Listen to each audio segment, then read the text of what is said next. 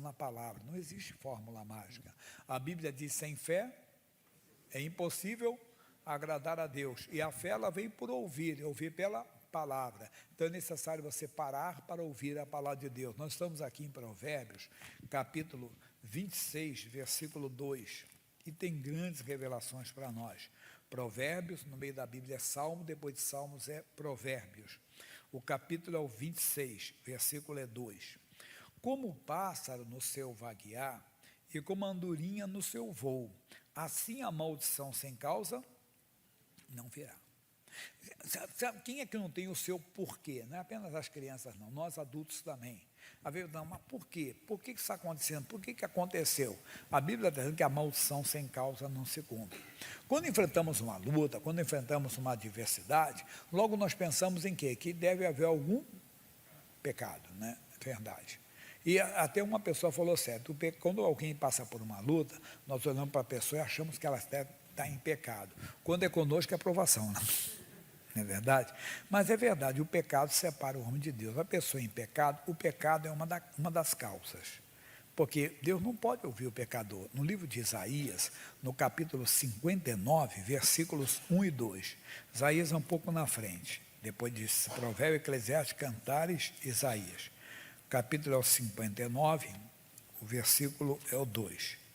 E ele diz assim, 59, 2. Eis que a mão do Senhor não está encolhida, para que não possa salvar, nem o seu ouvido agravado para não poder ouvir. O que está dizendo? Deus não perdeu, entenda bem, o seu poder, sua mão não está encolhida, nem o seu ouvido agravado. Ei, fala, mas sabe que eu estou velhinho já. Não, não. E isso é besteira também, não é por causa da idade que a pessoa tem que perder a audição, não, né? Mas ele disse: mas as vossas iniquidades fazem divisão entre o vós e o vosso Deus, e os vossos pecados encobrem o seu rosto de vós para que vos não ouça. Coisa séria, pessoal. Se a pessoa está em pecado, Deus não poderá ouvi-la. A Bíblia conta de Saul, rei de Israel. Ele estava em pecado, entenda bem, mas nenhum momento sequer mostra um arrependimento. Então, quando ele precisou de fazer oração e precisar de ajuda, ele não teve resposta. Mas por que ele não teve resposta? Exatamente por causa disso, que havia pecado na vida dele. Então, o pecado realmente é uma causa. No Novo Testamento, em João, capítulo 9, versículo 31, a Bíblia diz assim, quer ver? Ora, nós sabemos que Deus não ouve a quem? A pecadores. Então, Deus não ouve a pecadores. Mas tem gente que nem comete o pecado. Um pecado, mas assim, não comete no mundo exterior, mas tem algo que a pessoa aceita no coração. Não é? No livro de Salmos, versículo 66, versículo 18, diz: se eu atender a iniquidade aonde? No meu coração, o Senhor não me ouvirá. Quer dizer, a pessoa não comete o pecado, mas ela deseja no coração. Lembra que Jesus falou? Se você desejar uma pessoa proibida, lógico, no seu coração, você já cometeu o quê? Pecado com ela. Então, o pecado é uma causa. Se tem o pecado, não adianta, meu irmão. Não haverá outro jeito a não ser a confissão, e confissão verdadeira. Porque a Bíblia fala Provérbios, vou voltar lá em Provérbios, capítulo 12, versículo 17. Ele diz assim: o que diz a verdade manifesta a justiça. Que justiça é essa? O sangue que foi derramado na cruz. Não importa o pecado da pessoa, se ela fala a verdade, confessa, né, com arrependimento, ela encontra a justiça de Deus, a misericórdia. Então, pecado é uma causa. Se a pessoa está em pecado, ela tem que se acertar com Deus, se ela quer que Deus responda às orações dela. Ah, pastor, já, mas do jeito que eu sou, Deus me ouve. É engano, hein? Porque alguém pode estar orando por você, e além da misericórdia de Deus. Mas haverá um momento que não, você vai clamar e você verá que realmente Deus não ouve a pecador. Então, o pecado é uma causa. Mas nem sempre é pecado. Eu creio até, no caso, no meio do povo de Deus, que a maioria das situações não é pecado. O missionário R.R. Soares já deu um testemunho, vocês já ouviram já. Há exatamente 40 anos atrás, ele teve um resfriado e não era curado. Aí a pessoa toma vitamina tal, não sei o quê, para aquele negócio todo, e nada. E ele orava para as pessoas e as pessoas eram curadas. Um homem chamado Jorge, em Nova Iguaçu, no Rio de Janeiro, era cego completamente, foi curado. Aleijados, curado, coisa séria. Entende? Um senhor chamado Joaquim, ele já está na glória hoje, morreu com quase 100 anos, Esse homem, ele tinha uma sinusite, daquela bem avançada, uma infecção séria, que ele depois contou, ele foi curado na oração com um missionário, e ele exalava mau cheiro por causa da sinusite. E ele, numa oração com o missionário, foi curado. E quando ele era muito emotivo, quando ele ia, sempre que ele via o missionário, ele contava: missionário, eu não posso esquecer que foi na oração do Senhor que eu fiquei curado. E o missionário falava assim para Deus, né, no coração: mas a minha o Senhor não cura. Até que um dia, entenda bem, ele leu um livro chamado O Nome de Jesus. Aí o pregador dava um entendimento para ele a respeito disso, que você está pedindo a Deus para fazer algo que Deus mandou você fazer, que é a determinação. Você tem que agir em nome de Jesus. É como se ele tivesse passado uma procuração, foi verdade. E tudo quanto pedirdes em meu nome, eu o farei, para que o Pai seja glorificado no Filho. Então, isso é importante para mim e para você. O quê? Nós temos que agir em nome de Jesus. Aí o missionário mudou a oração e Deus operou um milagre. Até eu conto sempre um caso, que vocês já ouviram bastante, de uma senhora que o filho dela era viciado em drogas. E ela orava pelo filho dela: Jesus, tira esse demônio da vida do meu filho, liberta o meu filho do vício, e não funcionava. Um dia ela estava na Praça da Sé, a igreja não tinha passado para cá ainda não. Não tinha igreja da Graça na São João, da São João é 95 para cá. Mas a igreja então lá na Sé. E eu estava pregando, e eu disse: Jesus não expulsa demônios, porque eu tinha aprendido. E ela regalou os olhos e pensou consigo: isso é heresia. Eu disse: calma, preste atenção no que Jesus falou, não tome decisão precipitada. A Bíblia diz: os sinais seguirão os que crerem, em meu nome expulsarão demônios. Quer dizer, não é, entenda bem, você, Jesus que vai expulsar o demônio, é você no nome dele, se você quer. Disse: pastor, funcionou. Eu cheguei em oração e disse: o demônio do vício, o negócio é comigo, você vai sair do meu filho em nome de Jesus. Pastor, no mesmo dia o rapaz me pediu ajuda, e ela me contou naquela época, isso uns 30 anos atrás, ela falou: pastor Jaime, ele todos os dias se droga, já tem 3 meses que ele não usa droga. Qual é a diferença? Entenda bem, o povo sofre porque lhe falta conhecer. Segunda causa, primeiro nós vimos é pecar. Segunda, falta de conhecimento. Oséias está aqui um pouco na frente, depois do profeta Daniel, é o profeta Oséias. No capítulo 4, versículo 6, o profeta Oséias diz assim: o meu povo foi destruído porque lhe faltou o conhecimento. Então a falta de conhecimento leva a pessoa a sofrer. O meu povo foi destruído porque ele faltou conhecimento. Não falou de outro povo, não. É o povo de Deus.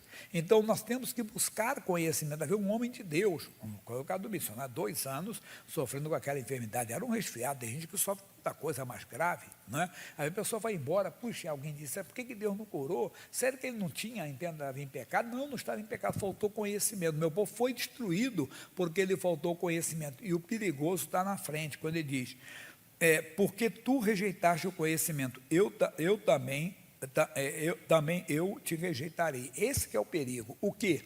A pessoa rejeitar o conhecimento, como aquela senhora podia ter rejeitado. Não é bem assim não, desse jeito não, e não, aceite o que Deus está falando, não o que o pastor fala, mas o que a palavra fala, o que o pastor prega, mas o que a palavra fala com você, e funciona. Então, segunda causa, o povo sofre porque lhe falta conhecimento. Primeira causa, vamos recapitular. O que a Bíblia diz, que nós estamos lendo hoje, que a maldição sem causa não se cumpre. Provérbios 26, 2. Maldição sem causa não se cumpre. Primeira causa, pecado. Segunda causa, falta de conhecimento. Vamos ver a terceira, está no livro de Juízes, no capítulo 6, do versículo 6 em diante. Juízes é o 7º livro da Bíblia, período da história de Israel, que homens, teve uma mulher, né? O nome da mulher é Débora, que julgavam Israel. Capítulo 6, versículo 6, diz assim: assim Israel empobreceu muito pela presença dos midianitas.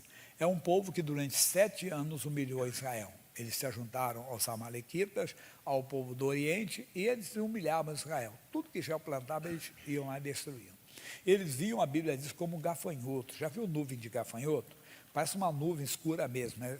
Mas são bichos ali, são todos separados, mas que vêm tão juntos que é desse jeito. E eles vinham dessa maneira. Eles vinham com tanta gente que não se podia contar. Aí a Bíblia Sagrada diz que Israel empobreceu muito com isso, é verdade. Então, já viu que a ficha caiu.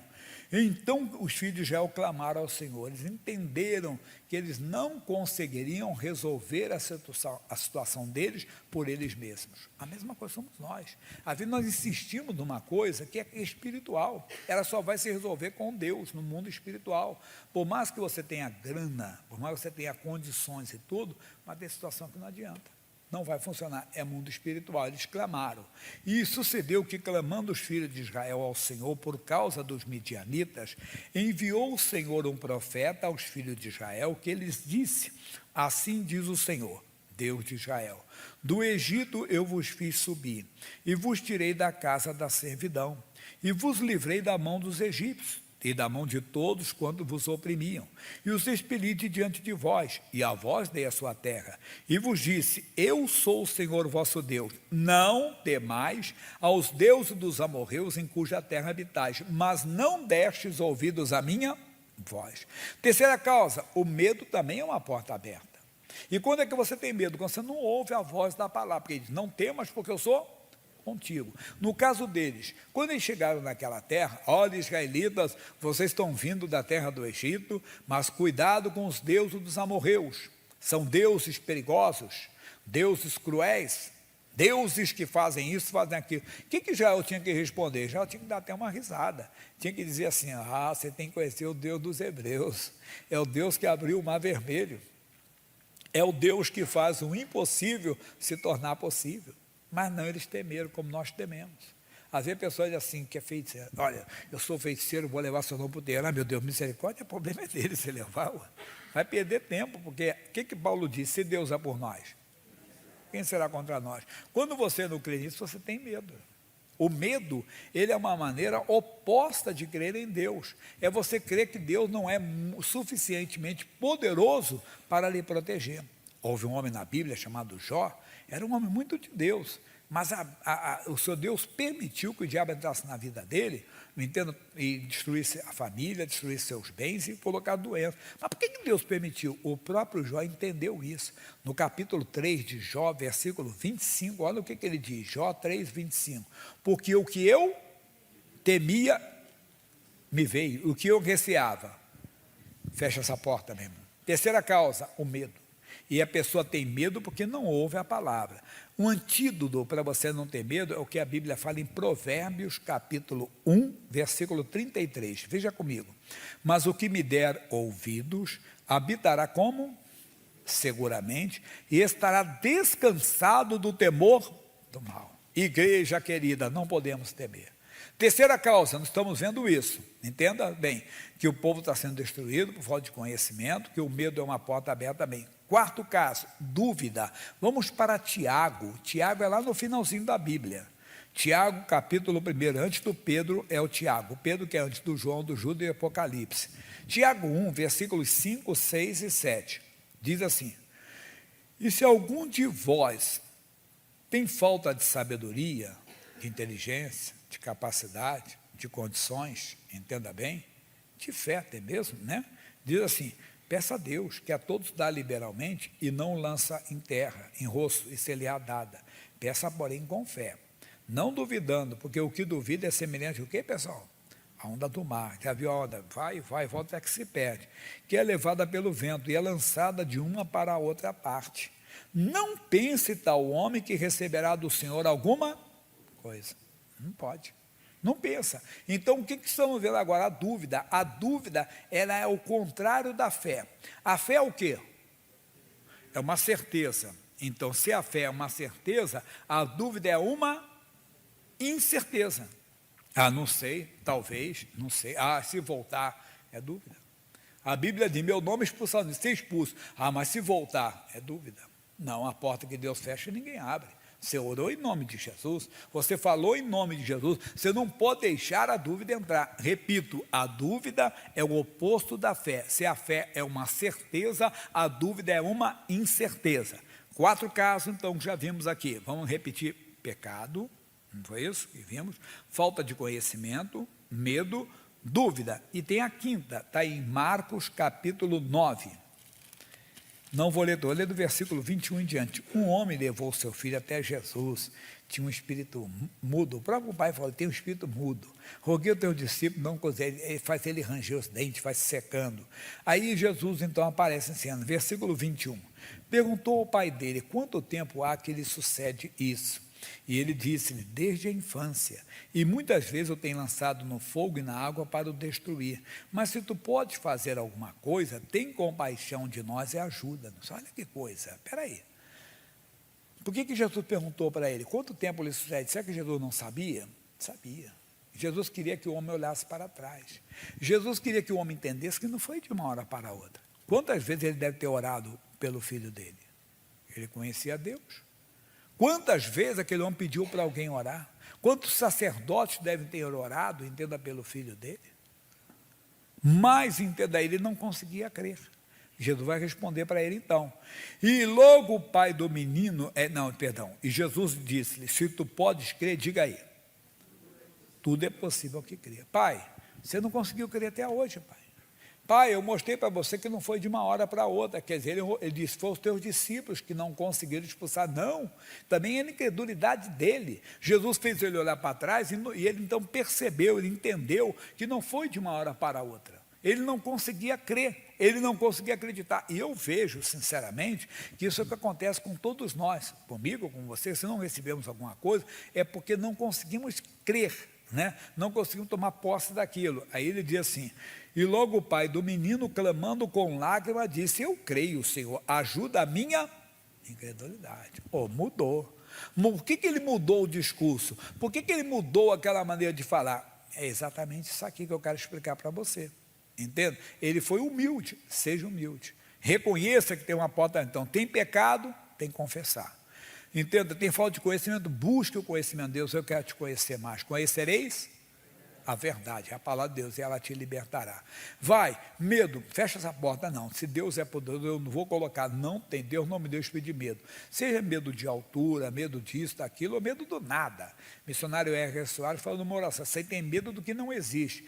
Você tem medo que vai acontecer uma coisa que nunca vai acontecer. Você sabe que isso nunca vai acontecer, mas você tem medo que isso aconteça.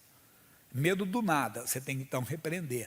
Quarto, vimos a dúvida. Não, eu sou de fé, não sou da dúvida. E no final, eu sou crente. Crente é aquele que crê. Você vai ver a glória de Deus.